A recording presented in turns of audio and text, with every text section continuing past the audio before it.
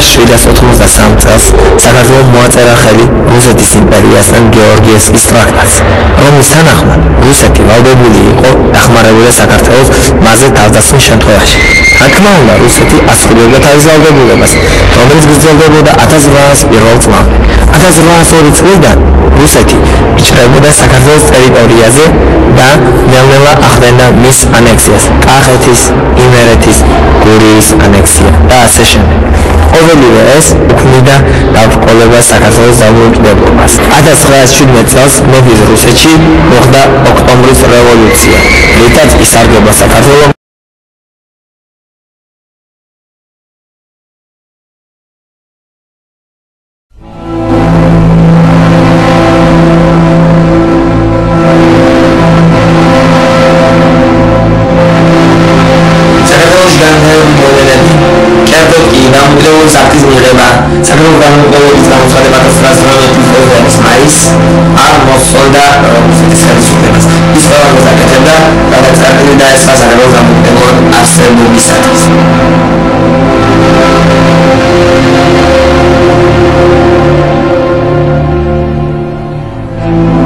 დარბაზში 1918 წლის 24-25 მაისს გაიმართა საქართველოს ეროვნული საბჭოს აღმასრულებელი კომიტეტის ხდომა ნოე ჟორდანიას თავმჯდომარეობით. 1918 წლის 26 მაისს კვირას 5 საათსა და 10 წუთზე თბილისში საქართველოს ეროვნულმა საბჭომ გამოაცხადა ქვეყნის დამოუკიდებლობა და შეიქმნა საქართველოს დემოკრატიული რესპუბლიკა. მიღებული იქნა საქართველოს დამოუკიდებლობის აქტი.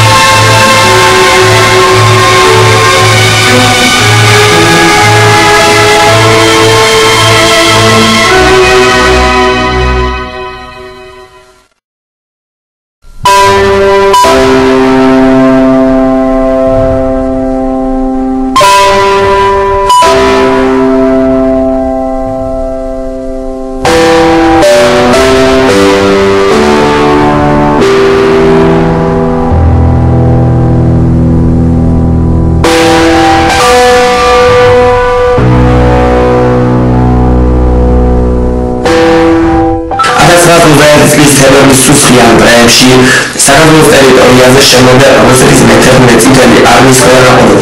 მათ ქვეყნის გასაცვლელად ემბრძოდნენ თბილისის სამხედრო სკოლის მოსწავლეები. ეს იყვნენ ის მამაცი იუნკერები, რომლებიც ცხოვრების ბოლო წლამდე ემბრძოდნენ მტერს. მათი ასაკი კი ხშირად არ აღემატებოდა 20-23 წელს. თოვდა და თბილისს ებურა თალხი. დუმდა სიამი და დუმდა ხალხი. საშინელებას კვლავ სჭედდა გრდემლი, ისევ გოლგოთა, სისხლი და ცრემლი. ხოლოდღა თოვლი ცვიოდა ნელა, ეფინებოდა გმირების გვამებს, განგმირულ მკერდებს, დალეწილ მკლავებს და უძრავ იყო თებერვლის ღამე. მიუხედავად იმისა, რომ 1921 წლის სისტემ ფედერალის პროექტი თბილისის მისადგომთან ახალგაზრდა მონიტორები ებრძოდნენ რუსეთის მე-11 წითელი არმიის ქვეგანაყოფებს. საქართველოს პირველი რესპუბლიკის მთავრობამ მიიღო საქართველოს დემოკრატიული რესპუბლიკის ახალი კონსტიტუცია. ამ დარბაზში 1922 წელს 21 ფებრუარს საქართველოს დემოკრატიული რესპუბლიკის მთავრობამ მიიღო ქვეყნის მთავარი კანონი, საქართველოს დემოკრატიული რესპუბლიკის კონსტიტუცია. საქართველოს დემოკრატიული რესპუბლიკის პირველი კონსტიტუცია შედგებოდა ჩინეთის თავისუფლება და აზერბაიჯანის. ამ კონსტიტუციით მიიღებული იქნა საქართველოს დემოკრატიული რესპუბლიკის სახელმწიფო ატარებდა დროშა.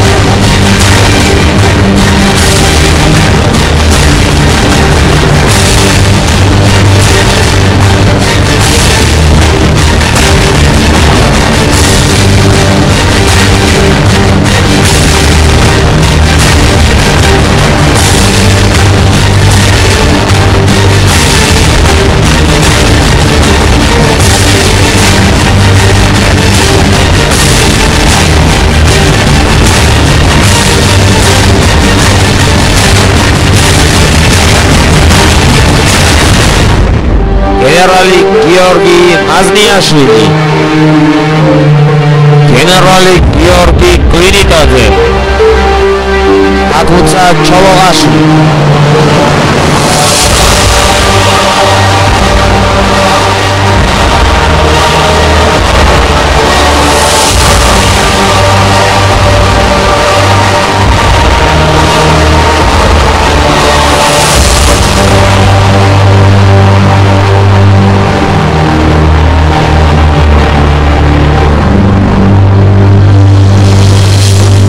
სამინისტრო აღმოჩნდა საქართველოს 1921 წლის 24 თებერვლის ღამე.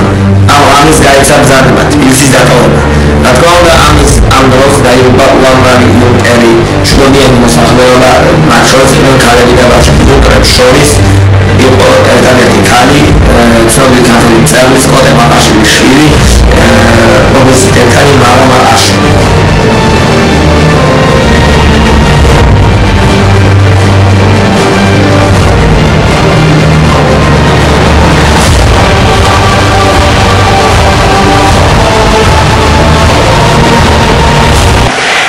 საქართველოს პარლამენტის ინდოევროპული დემოკრატიული აკაცკადოების წელს განაგებულ იყო თბილისის სამხედრო ტაძარი.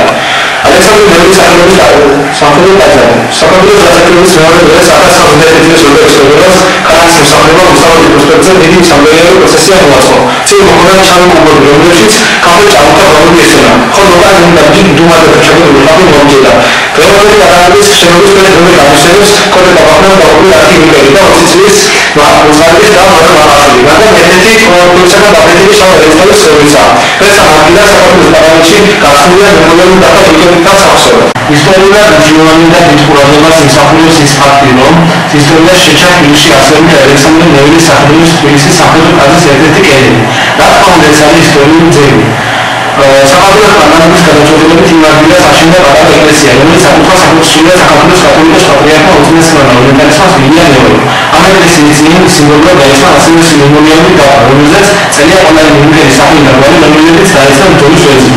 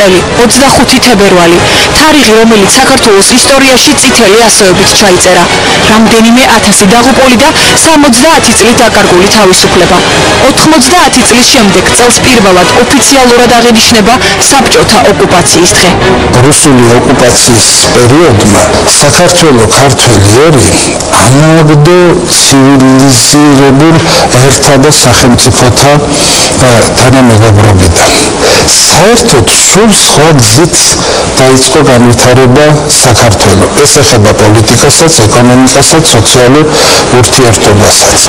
სანამ საბჭოთა არმია თბილისში შემოიჭრებოდა და სანამ სერგო ორჯონიკიძე მოსკოვს შეატყობინებდა რომ თბილისის თავზე წითელი დროშა ფრიალებს, მტერს წინააღმდეგობა კოჯორ ტაბახმელასთან იუნკერებმა გაუწიეს. მთავრობისა და ჯარის გარეშე დატოვებულ ქვეყანას მხოლოდ ახალგაზრდა იუნკერები და მოხალისეები იცავდნენ. ფრონტის ორივე მხარეს ქართველები იდგნენ. თუმცა უფრო სწორად როგორც დღეს ისტორიკოსები ამბობენ, ქართველები და მოღალატე ქართველები. იუნკერები იყო ელიტარული სამხედრო სკოლის აღზრდელები, რომელიც დაარსდა თბილისში 1919 წელს. 25 თებერვალს ჟორდანიის მთავრობამ დასტოვა თბილისი და ბრძოლა შეწყვიტა. იუნკერები ჯერ კიდევ გამარჯვებულნი იყვნენ და არც ერთი შეტაკება არ ჰქონდათ წაგებული. ზუსტად 90 წლის წინ თებერვალის ასეთ თაობიან დღეს, როდესაც მტერი საქართველოსკენ რამოდენიმე მიმართულებით დაიძრა, თბილისის მისადგომები და ქვეყნის დამოუკიდებლობა მხოლოდ ახალგაზრდა იუნკერების იმედად იყო დარჩენილი. სწორედ 20-21 წლის იუნკერები მოხალისეებთან ერთად უწევდნენ აქ თბილისის შემოგარებთან სასტიკ წინააღმდეგობას მეთერთმეტე წითელ არმიას და ისტორიას ენით აუწერელი გმირობები შემოუნახეს. ბოლშევიკები მათ სასტიკად გაუსწორდნენ. დღეს აქ მემორიალი დგას. ალბათ დახედე, გადათვალე ყველა უკლებლივ. ტაბახმელასთან გაუმძლევრად იწვნენ იუნკერები. მიცნებული უწვერული შენი ბიჭები სად მიდიოდი მათ საფლავებს რომ აბიჯებდი ან რა უთხარი მათ ჩურჩულის დაბრუნებისას მაპატიეთო თუ მხოლოდ ღაძილინებისა საით წაგიყვანს ახლა მათი შუქი უქრობი ვის განარიდებ ვის ეძმობი ვის ემუქრები ვისთან ინიომებ ვის დაუთმობ ვის მიენდობი აქ შენგან პასუხს ტაბახმელის ელის ფერდობი სადაც ერთი მწყრივად როგორც წინათ დგანან უკლებლივ შენი დამცვერნი შენი ძენი შენი იუნკერები ერთ-ერთი იუნკერი კი თურმე ჩოხატაურიდან ყოფილა. ჩოხატაურის რაიონში სოფელ სამიბა სასაფლაოზე ერთი საფლავი განსაკუთრებული გმირის ისტორიასა და სახელს ინახავს. 1899-1921 წლები მაკარ ბურჭულაძე 90 წლის წინ ტაბახმელას მიმართულებით გმირულად დაღუპული ქართველი იუნკერის სახელს დღეს მთელი საქართველო იხსენებს. 22 წლის იუნკერის მაკარ ბურჭულაძის საფლავი საკუთარ სოფელშია. მშობლებმა მისი ჩამოსვენება შეძლეს. დაღუპული გმირი მაშინ თურმე გულის ჯიბეში დედის სურათით ამოიცნეს. დედა იმდენად უყვარდა რომ მას ფოტო გულის ჯიბეში ჰქონდა და როდესაც ტყუია გული გაუგმირა ეს ფოტო იყო დახეული. სოფელი მაკარ ბურჭულაძის ფრონტიდან გამოგზავნილ წერილსაც ინახავს, რომელიც იუნკერმა მამას გარდაცვალებამდე 2 დღით ადრე გამოუგზავნა. უსაშინლე მესი ჯოჯოხეთია რუსები მოწყალოდ გვიტევენ ცეცხლითა და მახვილით ჩვენ კი ვაზნები გამოგვევია მეორე დღეა ლუკმა არ აგვიღია რა ლომებით ბიჭები დაეცნან ძნელი ატანა საქართველოს მტრების სიძულვილის შენ ჩამინერგე ბავშვობიდან საფუძვლიანად კი რუსეთში ყოფნისას შემძულდა იარაღი გვინდა იარაღი ცარიელი ხელებით რა უნდა გააკეთო იყინება ყველაფერი დედას ეს წერილი არ წაუკითხო არ დამიჯერებ როცა გიამბობ რა გასაჭირს ვიტან სამშობლოსთვის შენი მაკარი 22 თებერვალი 1921 დღეს 23 თებერვალია მარო მაყაშვილის დაკრძალვის დღე სწორედ ამ დღეს თბილისი ქაშვეთის ტაძრის პირდაპირ თბილისის სამხედრო გალავანთან დაკრძალეს კოჭორ აბახმელის ბრძოლაში გმირულად დაღუპული იუნკერები მათ შორის იყო მარო მაყაშვილიც მარო ცნობილი ქართველი საზოგადო მოღვაწის კოტე მაყაშვილისა და ქართველი მწერლის ეკატერინე გაბაშვილის ასულის თანარიშვილი იყო 1921 წელს, როდესაც თბილის მე-11 არმია მოუახლოვდა, ქართველი ახალგაზრდების გამორჩეულმა ნაწილმა გადაწყვიტა საკუთარი მკერდით შეეკავებინა საქართველოს განადგურებისადმი მომართული მტრის ტყუა. გამონაკლისი არც მაყაშვილების ოჯახი ყოფილა. ჯერ მათი უფროსი ვაჟი შავია შეუერთდა კოჭორ აბახმელას რაზმს. შემდეგ მშობლების ხვეწნამიდარის მიუხედავად მაროც მათ გზას დაადგა. 17 თებერვალს მარო წითელ ჯვარში ჩაეწერა. 19 თებერვალს ის გვერდით ამ განსკდარმა ყუმბარანი მსხვერპლა. ამის გამგონე კოტე მაყაშვილი ერთ ღამეში გაჭაღარავებულაა თურმე. მოგვიანებით მარო ბევრი არაერთი ქართველი შემოქმედისათვის გამختარა მუზა. სწორედ მას მიუძღვნა ზაქარია ფალიაშვილმა ოპერა დაისი. მის საპატივცემულოდ ამ ოპერის მთავარგმირს მარო დაარქვა. მისი ღვთისმოსაობა, საცნოება, ქვეყნის სიყვარული გახდა მიზეზი იმისა, რომ მაროს მოიხსენიებდნენ თამარის, ნინოს, ქეთევანის გვერდით. მას ქართველ ჟანადარქსაც უწოდებდნენ. მანამ სანამ საქართველოს გასაბჭოების გზას არ დაადგა. ამის შემდეგ კოჭორ აბახმელას ბრძოლის გმირების სახელის ხსენებაც კი აიკრძალა. 25 თებერვალი საბჭოთა კავშირმა საქართველოს გასაბჭოების დღედ გამოაცხადა. 99 წლის 9 აპრილის ტრაგედია და პროცესები ასე განვითარდა. ადლეიბას გათავისუფლებით ლიხნის პეტიციის ავტორების დასჯა მოხდა. ეს თითქოს და უნდა გამხდარიყო რუსთაველის პროსპექტზე აქციის დაშლის საბაბი.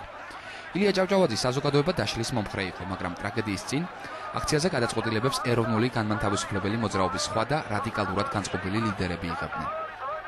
მათ აფხაზეთის საკითხი გვერდზე გადადეს და მთავარ მოთხოვნად საქართველოს სახელმწიფოებრივი დამოუკიდებლობის აღდგენა დააყენეს.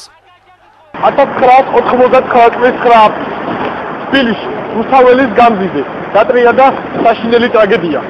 თვითობიან მომიტინგე მოსახლეობას რუსეთის შეიარაღებულმა ჯარმა დააბია. იყო მსხვერპლი, მათ შორის იყვნენ ქალები და ბავშვები. ბოლო მონაცემები დაიღუპა 21, ხოლო დაშა და დაზარალდა რამოდენიმე 10 და 100 ადამიანზე მეტი. ტრაგედიის ღამე საქართველოს კათოლიკოს პატრიარქმა ილია მეორე მოუწოდა მომიტინგეებს, რომ თავი შეეფარებინათ ქაშვეთის ტაძრში.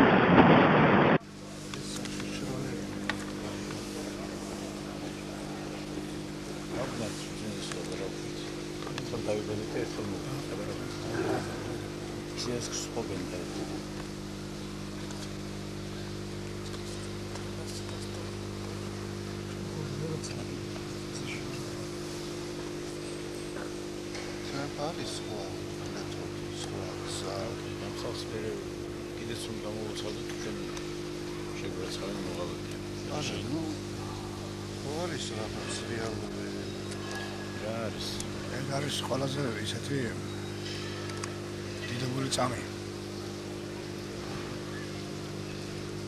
თელი ერი არის დამთავრებული.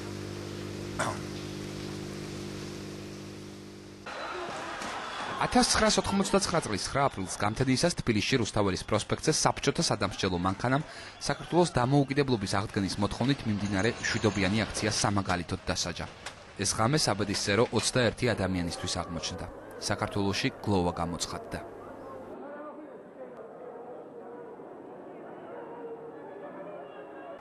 ასე იყო თუ ისე 1999 წლის 9 აპრილს საქართველოს ისტორიაში ახალი ფურცელი გადაიშალა. ტრაგედიამ დროის გარკვეულ მონაკვეთში საქართველოს საზოგადოება გააერთიანა. ეროვნულ განმანთავისუფლებელი მოძრაობის სათავეში კი რადიკალური ფრთა მოაქცია. მოხდა მეგონი ძალიან დიდი საშუალება. თქვენი ციტრო დიდხანს იყო დემონსტრაცია და ყველაზე ცუდი ის რაც მოხდა ის იყო რომ ჩვენ ხალხმა პატივს გადაუჭირა. პატივს რომ დაეჯერებინა და წამოსულიყვნენ გადაში შემოსულიყვნენ საკუთრებით. იმ დროს მე მგონი ეხლაც დიდი სამხედრო მანქანა მუშაობდა რომ მასთან შებრძოლება პატარა საქართველოს ნამდვილად დაუჭირდებოდა. და ჩვენ გადავწყვიტეთ ცარილა ხელებით დავდგომდით აი ესე დიდ და საზარელ ფაშისტურ მანქანას, რომელიც დღესაც კიდევ არის და აგრძელებს თავის აი ამ ავაძაკურ საქმიანობას. როდესაც უკვე დაიწყეს დარბევა, ხალხი დაიბადა. სადა ხალხმა, მაგრამ საშინელი მზაგრული ჩანაფიქრი იყო თქვა. ყველა გასასვლელებში იყვნენ, სასტიკად უშორდებოდნენ ხალხს. და ტაძარში რომ გამოიქცა ხალხი და მოდიოდა, მეთქილობი გადმოსავადლებიც არის, იქიდან ცვიოდნენ ხალხი, შემოდიოდნენ აცემები, მოწყობილები, ყველანაირად. აღწერა მაგისი თავიდან ბოლომდე საშინელებაც არის და გახსენებაც არის. არის თავადები. სიბადურობითო გახსენებაც არის. მაგრამ ეკლესიამ ძალიან ბევრი ხალხი შეიფარა და ძალიან ბევრი ხალხიც გადაარჩინა. ასევე ეკლესია, როდესაც შემოყავდათ დაჭერილები, დამდროულები, ნაცემები, პირველად დახმარებას თითქმის ყველა აქირებდა. აი ასეთი მდგომარეობა იყო ახლა, მეტი რა აღწევ, საერთოდ ყველა მონაკვეთს ვერ აღწევ, მაგრამ კიდევ ვიმეორებ, რომ ჩვენ მაშინ მერცმა გამოგვიგზავნა ჩვენი უწმიდესი, ჩვენი ხალხის გადასარჩენა და აი ეს საუკეთესო ვარიანტი ვერ გამოგვიგზავნა ჩვენ. ეს ადამიანები, რომლებიც მოუწოდებდა ხალხს აწახუდეთ, აწახუდეთ, თვითონ ყველაზე ადრე გაიქცნენ. ხალხი კიდევ შეატოვეს ხელში აი საშინელებას. ასეთი დღე, ასეთი დრო იყო, ასეთი დღე იყო შვილოცა აპრილს. აქ ხალხი კიდევ რითი წავლებოდა. აი რაღაცა მომწონლო ნიუტერები რო ქონდეთ, ქონდათ ისეთი პატარა ბანკებში ქონდათ. და მე დავინახე ერთი ხალი იღებს ნეტამაში რა იყო და უსურდა და შემდეგ ის ხალი გვიძლის დაშლით გადაეცა. მდგომარეობა იყო და მე თვითონ აღარ გამოურებული იყოს აღარაფერს აი ესეთი საშინელება ჩვენს არც ერთ კუთხეში და არც ერთ ქალაქში. აპრილმა გადაიარა და დადგა მომდევნო წლის მომდევნო 9 აპრილი და ამით სულ სხვა ისტორია დაიწყო. სამწუხაროდ არანაკლებ ტრაგიკული. 9 აპრილის მოვლენით მოყვა საქართველოს სახელმწიფოებრივი დამოუკიდებლობის აღდგენა 1991 წლის 9 აპრილს, რომელიც გამოაცხადა საქართველოს პრეზიდენტმა ზვიად გამსახურდიამ. 1991 წლის 31 მარტის რეფერენდუმის საფუძველზე. მიუხედავად ყოველივე ზემოთქმულისა, საბჭოთა კავშირის ხელმძღვანელობა არ ჩქარობს საქართველოში მომხდარი უზარმაზარი მნიშვნელობის პოლიტიკური ფაქტის სამართლებრივ აღიარებას. მას არად მიაჩნია საქართველოს მოსახლეობის ნება, რომლის ესოდენ სრულყოფილად გამოხატვას დღეს მთელი მსოფლიო ეხმაურება. ყოველივე ზემოთქმულიდან გამომდინარე, მიზანშეწონილად მიგვაჩნია საქართველოს რესპუბლიკის უზენაესმა საბჭომ რეფერენდუმში გამოხატული ხალხის ნების გათვალისწინებით მსოფლიოს ცივილიზებულ ერთა წინაშე გამოაცხადოს საქართველოს დამოუკიდებელი სახელმწიფოებრიობის აღდგენა.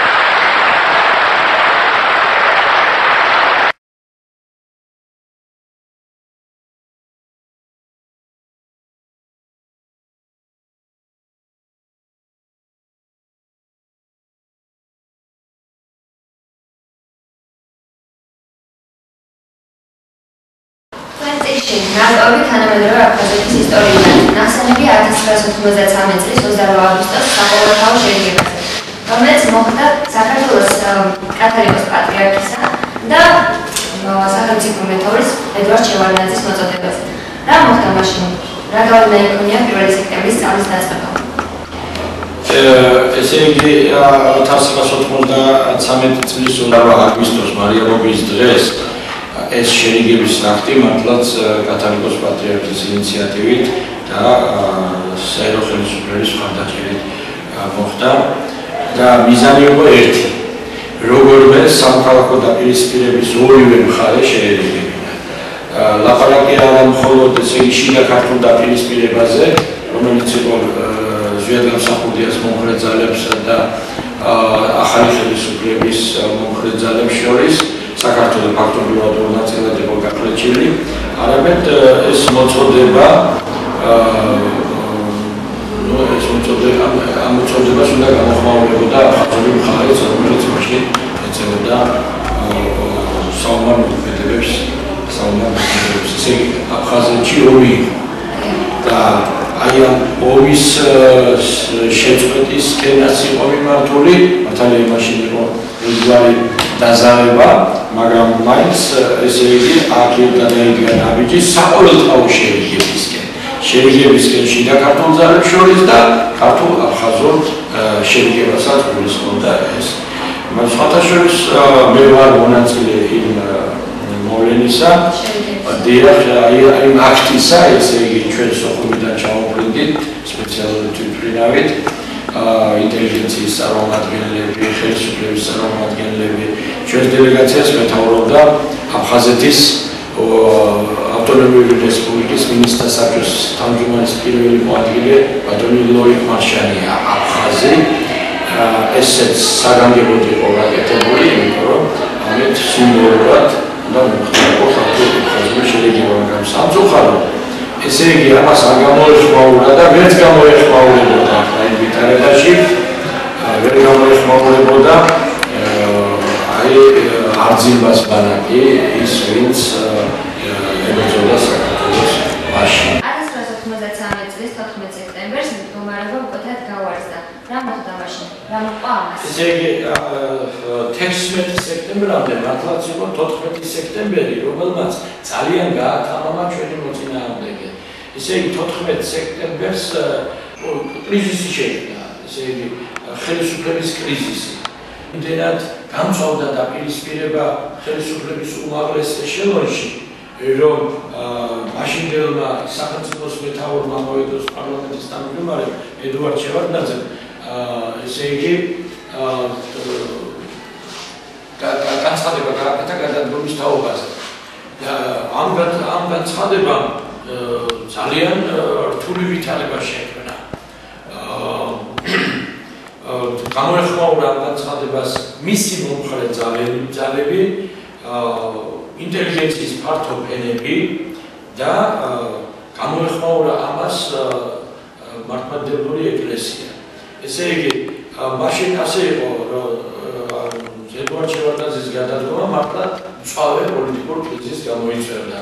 ასეთი აზრი იყო მაშინ ასე ვთქვათ ხელისუფლებაში და ამიტომ ყველა თხოვდა მუხრებზე კიდე აუჩვენეს რომ ერთმა 10,000 კაცმა მოიხარა თავი პარლამენტის შენობის წინ, მაშინ პარლამენტი იყო მარქსიზმ-ლენინიზმის ყოფილი ინსტიტუტის შენობაში, ეგრეთ წოდებული იმერის შენობაში და 10,000 კაცმა მოიყარა მინიმუმ თავი და თხოვა სახელმწიფოს მეთაურს გაჩენილიყო თავის თანამდებობაზე, თავის პოსტზე. ბოლოს ყველაფერი გადაწყვეტა კათოლიკოს პატრიარქის თხოვნამ და ის ედვარდ შევარდნაძემ შეცვალა თავისი გადაწყვეტილება, მხოლოდ მას შემდეგ, რაც მას მიმართა უწმინდესმა და უმეტარესმა. მაგრამ ამ კრიზისს ისე არ ჩაუვლია უთქიმნეულოდ. მეორე დღეს უკვე ძალიან აქტიური მოძრაობა შეიმჩნეოდა სამეგრელოში, ისევ და ისევ ზვიადგამსახურდიას მომხრე ძალების მხრიდან, ხოლო 16-ში აფხაზებმა განაახლეს საომარი მოქმედებები. ეს ყველაფერი ერთიანი ჯაჭვი იყო და ესე იგი აი ამან მიყვანა ჩვენ ყველაფერი ამან მიყვანა შემდეგ 1993 წლის 27 სექტემბრის კატასტროფა, როდესაც დაეცა სოხუმი და აგერ 300,000 არცე მეტი ადამიანი 300,000 მეტი ადამიანი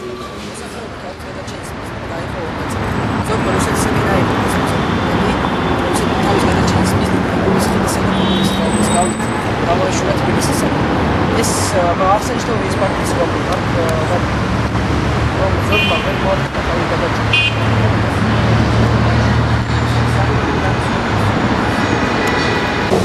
დაეცა სოხუმი 27 სექტემბერი საქართველოს ისტორიაში ჩაიწერა სოხუმის დაცემის დღედ.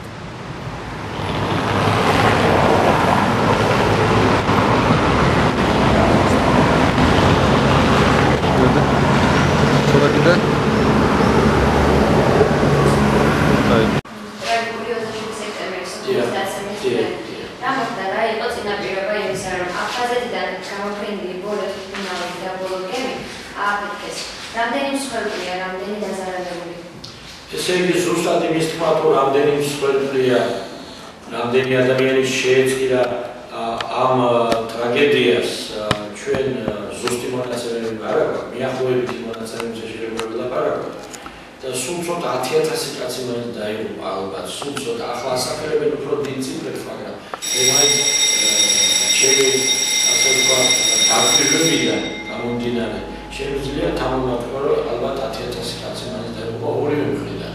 მე ვიცი აფხაზების ციფრი, აფხაზური მხარის სტატისტიკა, ისინი ამბობენ რომ 3,000 მეომარი დაკარგეს. აფხაზურ მხარემ დაკარგეს 3,000 მეომარი. ახლა შეიძლება 3,000 მეომარი ქართული მხრიდანაც არის დაღუპული, მაგრამ ქართული მხრიდან მაინც კაცინებით მეტია მსხვერპლი მშვიდობიან მოსახლეობაში. ჩვენ ფაქტობრივად არ გვაქვს ესე იგი ფაქტი, ჩვენ არ გვაქვს რეალურად არც ერთი ფაქტი, მაგალითად სოხუმში ვინმეს გამოეყვანოს აფხაზობის გამო და დაეყოლიტოს მშვიდობიანი მოკალათე და ასეთი ჩვენ ასეულობით ფაქტი გვაქვს აფხაზური მხარის მიერ ჩადენილი განსაკუთრებით ომის საომარი მოქმედებების შეწყვეტის შემდეგ. საომარი მოქმედებების შეწყვეტის შემდეგ 1500-მდე ადამიანი მარტო მშვიდობიანი მოსახლე გალშია არის შემოშედა. ნაკოლოს ორი საკითხი შეიძლება დაზარალებულებს შორის არის ჩვენი დევნილი უნივერსიტეტი, სოხუმის სახელმწიფო უნივერსიტეტი. ამის ესე იგი დევნილი უნივერსიტეტი არის ერთადერთი ცოცხალი ორგანიზმი, რომელიც შენარჩუნდა დევნილობაში. ახლა ჩვენ სულ რამდენიმე ინსტიტუცია გვაქვს აფხაზეთიდან შენარჩუნებული. ეს არის ლეგიტიმური ხელისუფლების სტრუქტურები, უზენაესი საბჭო და მინისტრთა მთავრობა, აფხაზეთის მთავრობა, დღევანდელი ფორმულირებით და დაწესებულებებიდან ცოცხალი ორგანიზმი არის სოხუმის სახელმწიფო უნივერსიტეტი. მაშინ ის იყო ივანე ჯავახიშვილის სახელობის თბილისის სახელმწიფო უნივერსიტეტის სოხუმის ფილიალი, 2007 წლიდან ეს არის სოხუმის სახელმწიფო უნივერსიტეტი. ეს არის დევნილი უნივერსიტეტი, რომელიც ძალიან მაღალ დონეზე ასრულებს თავის ფუნქციას და არის ქვეყნის მასშტაბით ავანგარდში უმაღლესი განათლების. ძირითადად როგორც ცნობილია სოხუმის უნივერსიტეტის პროფესორა, ეს არის დევნილი პროფესორა, 90% ეს არის დევნილი პროფესორა. და ის რომ ჩვენი უნივერსიტეტი აქ ასეთი წარმატებულია, ეს არის ძალიან დიდი საწინდარი იმისა, რომ ჩვენ როდესაც დავუბრუნდებით აფხაზეთში და მე ეს ღრმად წამს, იმიტომ რომ სამართალი ჩვენს მხარეზეა, სიმართლე ჩვენს მხარეზეა და ისტორიული კანონზომიერებაა ჩვენს მხარეზე. ჩვენ აუცილებლად დავუბრუნდებით და როდესაც დავუბრუნდებით, სოხუმის უნივერსიტეტი მართლა გახდება იქ ასე ვთქვათ, ძალიან დიდი დაკითხვის მქონე საგანმანათლებლო ცენტრი და არა მხოლოდ საგანმანათლებლო ცენტრი, ზოგადად კულტურული ესე ძალიან წინ წასწევს აფხაზეთის კულტურულ ცხოვრებას დაბრუნების შემდეგ. ეს მართლაც და ეს სომალი მიუხედავად მრავალი ცხოველიტორულების და გაჭირებისა, საქართველოს აღზევდა დამოუკიდებლად ცხოვრებას. დამოუკიდებლობისაკენ მიმავალ გზაზე ის იბრძოდა საერთაშორისო თანამედროვე გადაჭერას. რადგან ის მიისწრაფებოდა ევროატლანტიკური სისტემის ინტეგრაციისაკენ. ეს ინტეგრაცია დააჩქარა 2003 წლის 23 ნოემბრის ვადების რევოლუციამ. რუსეთის ხელისუფლება ვერ ეგუებოდა საქართველოს ევროატლანტიკურ მიწროებას და ის ყველანაირად ცდილობდა ხელი შეეშალა მისი იდეებისათვის. ის პირებდა საქართველოს ტერიტორიაზე ოსეთსა და აფხაზეთს შორის. 2008 წლის აგვისტოს რუსეთის ხელისუფლებამ თავის ვიზას მიაღწია.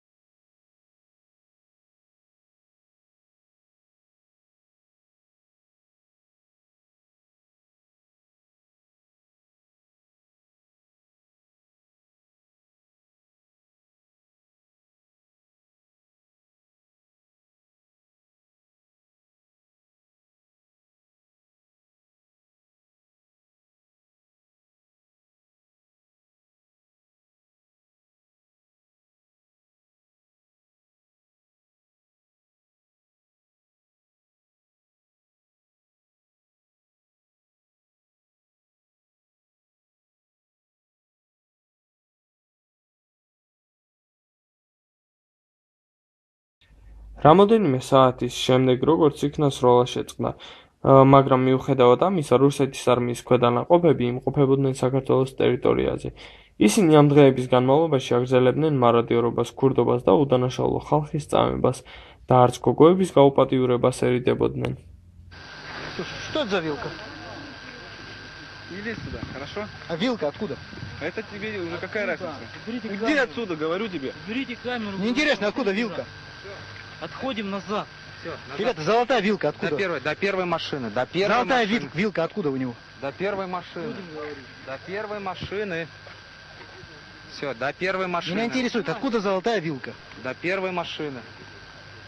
Вы хоть спрячьте? Если сперли, хоть спрячьте? Назад отойди. Назад отойди. Назад отойдите. А ты почему грузинскую форму одел? Потому что это не грузинская форма. Украл у кого-нибудь? Что это за вилка? Palme David საღამოა და თბილისში თვითაურის გამგზე გაიმართა ერთიანობის აქცია. ამ აქციაში შეუერთდა მსოფლიოს ხუთი პრეზიდენტი, რომლებიც საგანგებოდ ჩამოვიდნენ საქართველოში, რათა მხარში დაძმობდნენ საქართველოს მოსახლეობას ამ ძიმე ვითარებაში. აგვისტოს ომს მოყვა დიდი მსხვერპლი. დაიღუპა და უგდო დაიკარგა ასეულობით ადამიანი. გაჩნდნენ ახალი წვალულები, მათ თავი შეაფარეს თბილისის სკოლებსა და უმაღლეს სასწავლებლებს.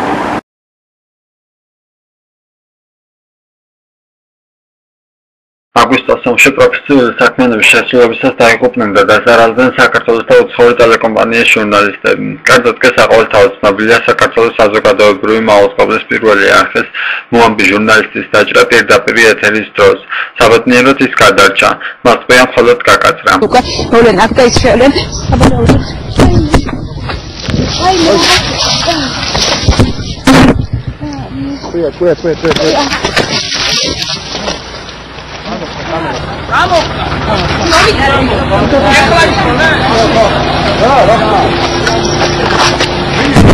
და ტყვია, თუმცა ვერ გაკაცრული, აი თქვენ ხედავთ, ხო სავარაუდოდ ეს იყო სნაიპერი, იმიტომ რომ დღეს მთელი დღის განმავლობაში ჩვენ ზურგს უკან იყვნენ სნაიპერები, თუმცა მე ვარ მხოლოდ გაკაცრული, სავარაუდოდ ეს იყო რაღაცა მსუბუქი იარაღი. მე ამ დროისთვის მეტი არაფრის თქმა არ შემილია, იმიტომ რომ ამ დროისთვის აქ არ ჩანს არავინ და ჩვენთვის უცნობია თუ ვინ მოახდინა გასწავლა ჩემზე. სამწუხაროდ ომის დროს პროფესიული საქმიანობის შესრულებისას შეეწირნენ ცნობილი ჟურნალისტები საშა კლიმჩუკი, გიგა ჩიხლაძე და სტან სტორმანსი.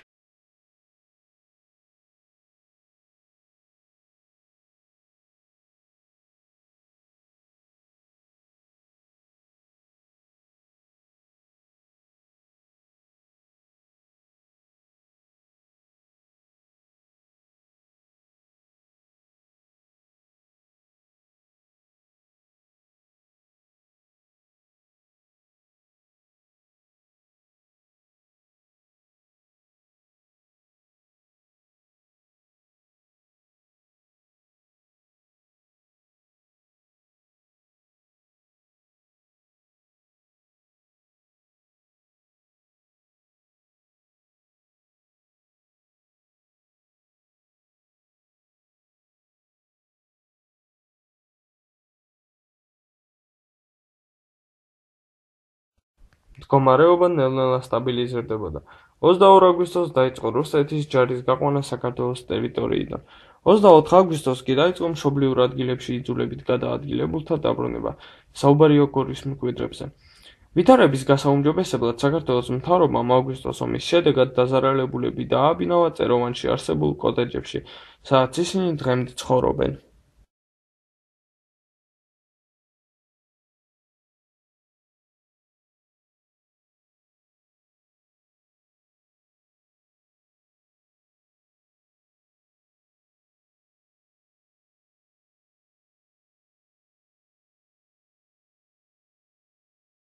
ნელ-ნელა დაიწყო დაღუპული მეომრების და ჯარისკაცების გადმოსვენება თბილისში. 2008 წლის აგვისტოს ომის დროს საქართველოს ერთიანობისათვის დაღუპული მეომრები დაკრძალულნი არიან მუხათგვერდის ძმათა სასაფლაოზე. მათ შორის არის 20 წლის კაპრალი ვახტანგ გზირიშვილი. ვახტანგ გზირიშვილი დაიბადა 1988 წლის 23 აპრილს სმოლენსკში. 1990 წელს გზირიშვილების ოჯახი საცხოვრებლად გადმოვიდა საქართველოში. 93-ში აფხაზეთის ომის დროს დაიღუპა ვახტანგის მამა ბადრი გზირიშვილი.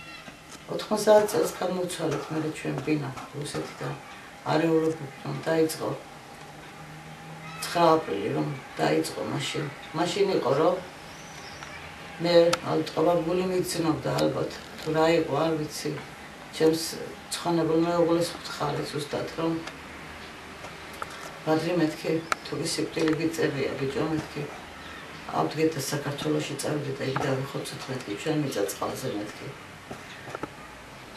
და წამოვიდა დათმობაზე და მითხრა გამომიშვა საქართველოში რომ მომიძებნა ბინა და ჩვენ ბინა გადმოგვიცალა საქართველოში და მართლაც 90 წლის იანვარში 91 წლის იანვარი უფრო სწორად ჩვენ შევხვდით საქართველოში ახალ წელს აქ ვიყავით თვითონ ვახტანგი ჩემი ვახტანგი მაშინ წლისა და შვილთვისა იყო 92 წელს კიდე მოგიხსენებათ რომ დაიწყო აფხაზეთის ომი ჩემი მეუღლე იქნა დამოწახებული ამ ომში როგორც რეზერვისტად და 93-ში იგი ტამიშთან მერულად დაიღუპა. ამის მერე უკვე ვახტანგი რომ შეიქმნა 15 წლის, ასე 14-15 წლის უკვე მაშინ დამიწყო ვახტანგი მამაზე საუბარი მე. მაშინ შემეკითხა ძალიან ღრმად დედაო, მამაჩემ როგორი ადამიანი იყო, როგორი მამა იყო, როგორი მეუღლე იყო შემთვისო, როგორი მეგობარი იყო და როგორი მეომარი იყო. ეხლა წერილს ყველაფერი მითხარი გინდა რომ ვიცოდე.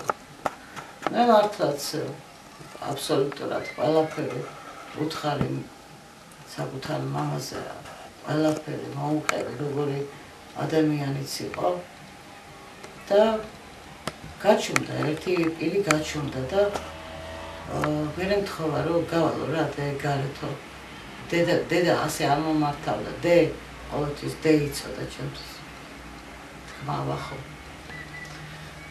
გავიდა გარეთ და რომ შემოვიდა სახლში ჩემი ნათია ერთად ცხოვრობდით ჩემი ნათიაც თავისი ქმარშვილი მე და ვახო სახლში რომ შემოვიდა ნათიამ კიდევ შეამჩნია და ვახოს თვალები რა ამღრეული აქვს და მე რა ვიცი მეთქი, აბა მეთქი ის არაფერია. მეტი კითხე მეთქი რა ვთქარი და რა გჭირსო და არაფერიო, ესე უთხრა. ამის მერე სულ ხშირად ბევრჯერ რაღაცა რომ ყოფილა რამე ისეთი, აბა ის როგორ იყო დე, მამამ ესე როგორ გააკეთა, ეს სულ ამას მახსენებდა ყოველში რომ მე მელაპარაკა მაგისთვის მამის შესახებ. თითქმის ყოველ დღე თუ არა არ ვიცი რამდენ ხანში ერთხელ მისი მეგობრებისგან როგორც ვიცი ჩემს გარეშე მამის საფლავზე დადენილა თურმე მეგობრებს აიყვანდა და მიდიოდა მამის საფლავზე ეს ვიცი უკვე ახოს გარდაცვალების შემდეგ მისი მეგობრებისგან მონათხრობი სასაფლაოზე რომ ვიკრიფებით ხოლმე მაშინ მომიყვეს ბიჭებმა რომ მანამდეიდან არ გვინდა ვითხრათ თქვენო ეს ყველაფერია, მაგრამ აქამდე გვინდოდა გვეთქვაო, მაგრამ ეს რომ გავიდა უკვე 2 წელი ახოს გარდაცვალებიდან, მაშინ მითხრეს ახოს მეგობრებმა, სკოლის მეგობრებმა.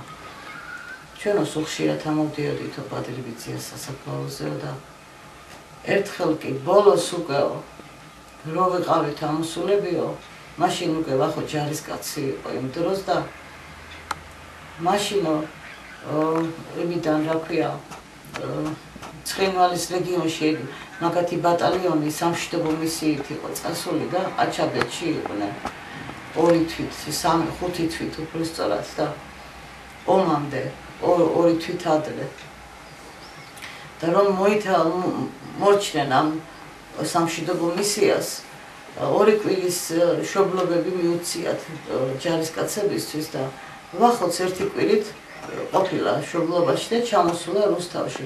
მე იმ დროს აქ არ ვიყავი. მე 2006 წელს მე საზღვარგარეთ წავედი სამუშაოდ. იქიდან გამომდინარე, რომ ახლა უკვე საშუალო სამთავრებდა და რეპეტიტორებთან დამყავდა და მას უკვე ზედმეტად ესაჭიროებოდა მატერიალური დახმარება და ამიტომ გადავწყვიტე მე საზღვარგარეთ წასვლა, რომ აქ უკვე ვერაფერს ვეღარ ვაკეთებდი. და მაშინ რომ ჩამოსულა რუსთავში ბებიამისთან და პაპასთან იყო, დედაჩემთან და მამაჩემთან, რომლებმაც რომ მათ მომეხმარნენ მე ახოს აღზრდაში და გაზდაში, იმიტომ რომ ეს უშრომაში ვიყავი და ბავშვი მაგათ გამყავდა მიბარებული და იქ ბიჭებისთვის უთქვია ზუსტად ომამდე 1 კვირით ადრე რომ ჩამოვიდა მშობლობაში რო იყო გამოსული, მაშინ უთქვია ბიჭებისთვის რომ წამოდით რა ბიჭები მამაჩემის საფლავზე ამყევით და ასულან თურმე და აი მაშინ ნახეთ ვახო ცრემლიანი ვახო ცრემლიანი ყოველთვის ადგებოდა ჩემ ვახოს თვალები ცრემლზე ყოველთვის ნაღოლიანი თვალები ქონდა მაგრამ მაშინ კი ვახომ ხმით იტირაო მამა იტირა ხმით შვილი და უთქვია თურმე რომ მამაო იცოდეო როგორი სახელიანი შენ წახვედი ისეთი სახელიანი დამოვიდე შენთან მე შენ სახელს არ შევარცხევი ეს მისი წინათგრძნობა იყო რა იყო არ ვიცი ეს რას მივაწერო ეს ყველაფერი ამას მევთხარი შვილო თქვენ ხო არ იგონებთ ამას მეთქი ამას ახლა მეთქი რატო ამბობთ ამას მეთქი და არა მარინა დეიდაო ახოს საფლავს ფიცა ვართო ეს ასე იყო უბრალოდ ჩვენო ნათიასთვის ნათქვამი გქონდა ესო მაგრამ თქვენ ვერ გიბედავდით ამის თქმას რომ უარესათო ცუდად არ გამختارიყავით და ეს აუსრულა თავის მამას ეს თავის დანაპირები ისე როგორც რომ მე აუსრულე ჩემს მეუღლეს თავისი თხოვნა ჩემთვის ნათხოვარი როდესაც რომ ბადრი ჩემი მეუღლე აფხაზეთის ომში იყო მაშინ კორესპონდენტები ჩადიოდნენ ფრონტის ველზე იქ და იწერდნენ ყველა მეომარს, ყველა მებრძოლს და ერთხელაც მაშინ ჯერ ისე უკდანში ცხოვრობდით, მაშინ ჯერ პატარა იყო ახო და ბავშვი მე სამზარეულო ოთახში ვიყავი მაშინ. ხო და ბავშვები მაშინ ძალიან ცუდად იყო დენი. ის თქვენ არ გახსოვთ ის დრო თქვენ და ბავშვები მეძახიან ტელევიზორი რო ჩავთეს ახალი ამბები მაშინ საღამო მშვიდობისა გადიოდა ერთი არხი მუშაობდა მაშინ პირველი არხი საღამო მშვიდობისა და ბავშვები ეს უყურებდნენ ტელევიზორს და უცებ მეძახიან დედიკო ჩქარა მამიკოა ტელევიზორშიო და მეთქი ახლა ბავშვები მეხუმრებიან რომ ბადრიზე ხო არაფერი არ ვიცოდი რომ გაიყვანეს წაიყვანეს და მორჩა მე არაფერი არ ცნობა არ მქონია ბადრიზე და მამიკოა ტელევიზორში და ნუ მეხუმრებით ესე მწარეთ მეთქი კი გავძახე სამზარეულოდან და ახო გამოტიკტიკ და იქიდან 4 წლის რო ხდებოდა და ახო ცოტა ენაები მეოდა და წელავდა ხოლმე ლაპარაკს და დედიკო ჩქალა მამიკოა ტელევიზორში ქალო მოდი მეძახეს და შევარდი მაშინათ უკვე და მართლაც ის მომენტია უკვე რომ კორესპონდენტი ეკითხება ჩემს ცხონებულმა უღლეს რომ აბა ვის გინდათ მოგითხვა გადასცეთო და ბადრის კიდე უთქვა ბადრიმ კიდე პირდაპირ ასე უთქვა ვის და ჩემ ცოლშვილსო და მაშინ რომ მე თქვი დაგტოვებთო კადრშიო თქვენ ცოლშვილთან და რაც გინებავთო მიმართეთო და ასე დაიწყო ზუსტად ასე მომართა მე მაშინ ბადრი გამარჯობა მარინაო როგორ ხართო მეო ჩემზე არის დარდოთო მეო ყველაფერი კარგად არისო და იცოდეთ რომ ჩვენო აფხაზეთს სოხუმს დავიბრუნებთო ერთი სათხოვარი მაქვსო შენთანო მითხრა და ძალიან ძლიერი სათხოვარი იქნება ეს ჩემი შენთვისა იცოდეო ხო ვიციო რა ძლიერი ქალი ხარო მარინაო თუ ცოცხალი ვერ დავბრუნდიო ჩემი ვახტანგი ვაშკაცად გამისარდეო და ეგ იყო კაცი და მოუხადა მადლობა კორესპონდენტს და გაქრა კადრში ეს სიტყვები მე აუსრულე ბადრის ეს დანა ეს თხოვნა მე აუსრულე რომ ისი ვახტანგი მე მართლაც ვაშკაცად გავუსარდე და ვაშკაცად წავიდე მცხოვრები ბინდის ფერია სოფელი თანდათან უფრო ბინდება არის ჩვენი სიცოცხლე ჩიტივი მაშინ ვასულან ბოლოს სასაფლაოზე მამის სასაფლაოზე და ახოს მამის და იქ რო უტივია ესეც უთქია თორემ ბიჭებო იცოდეთ მე მალე უნდა დავიქვა აბად გული უგრძნობდა რომ ასე დასრულდებოდა ეს და იცოდეთ რომ ჩემს საფლავზე რა ამიფოთო ყოველთვის ჩემ შესაძლებლობას რო იტყვითო ბინდის ფერია სოფელი მინდერეთი თუ მე ესეც უთქია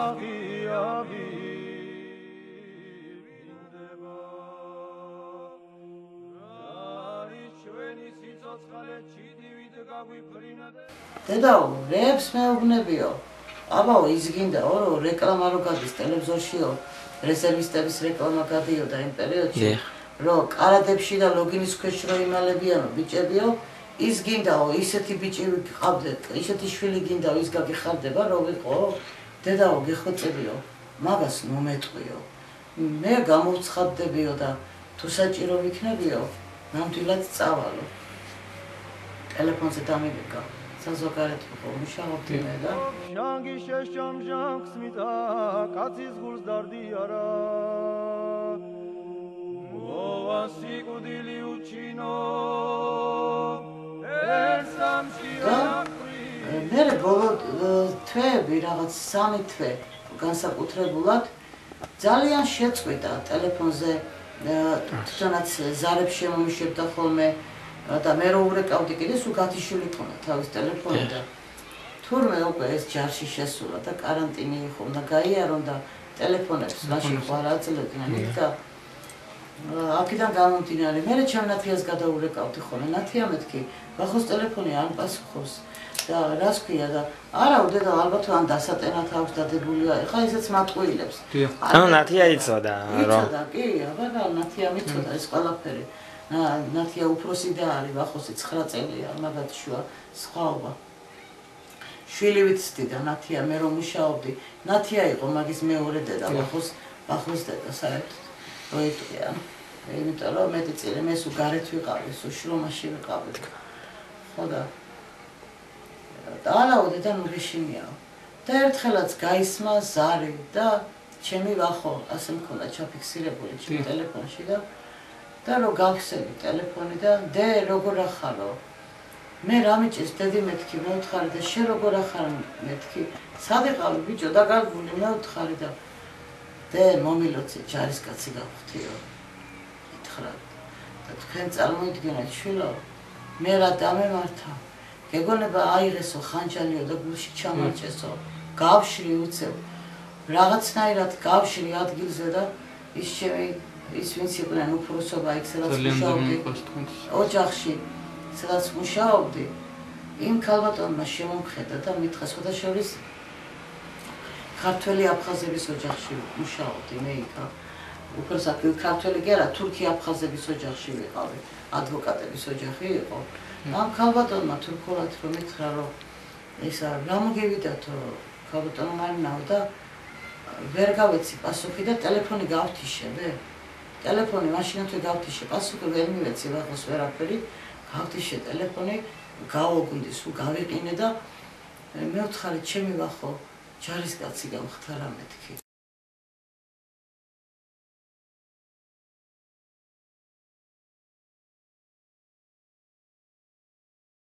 ბოლოს 5 აგვისტოს ველაპარაკე მე ვახოს ტელეფონით. დედა ჩემი ნუ გეშინიაო, აქ ყველაფერი სიმშვიდეაო, ყველგან სიმშვიდეაო, არაფერი საშიში, არაფერი არ არისო. შენ გაუფრთხილი, შენ თავსო, ცოტაღა დარჩაო, დედაო. ეხლა ერახში მივდივართო, ჩვენი ბატალიონიო, რომ ჩამოვალ იქიდანო, იცოდეო, უნდა ჩამოგიყვანო, მაქედანო, ბინას ვიგირავებო და ცოლი უნდა მოვიყვანო, შეყვარებული მყავს დედაო, ქუთაისელი გოგოაო, ძალიან კარგი გოგოაო და ის უნდა მოვიყვანო ცოლათო და შენ და შენ რომ ნათიას რო გაუზარდე შვილებიო, სახლში უნდა დაგსვა აწი დედაო და შენ მე უნდა შეგინახო შენო და ეხლა ჩემი შვილები უნდა გამიზარდო.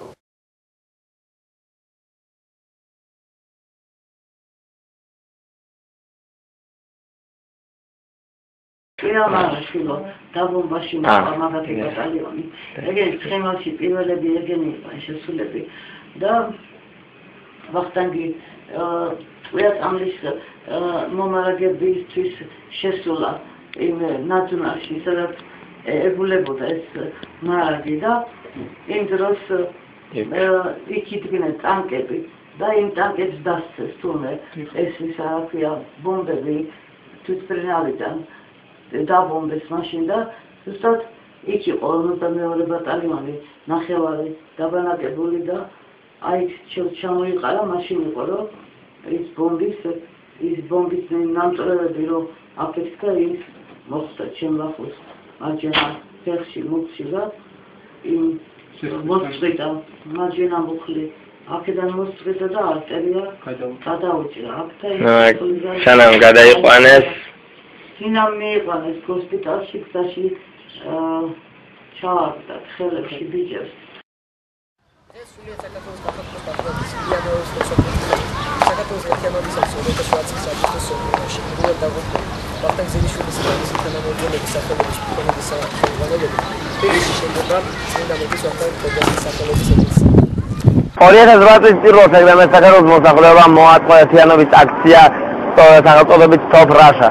ეს არის დღე, როდესაც სრულიად საქართველოს მოსახლეობა გაერთიანა და ხელი ხელსაკიდებულმა დაანახა მთელ მსოფლიოს რომ საქართველოს მოსახლეობა ერთსულოვნად და ერთმანეთს მხარს უჭერს საქართველოს ერთიანობასა და მის ევროატლანტიკურ ინტეგრაციას.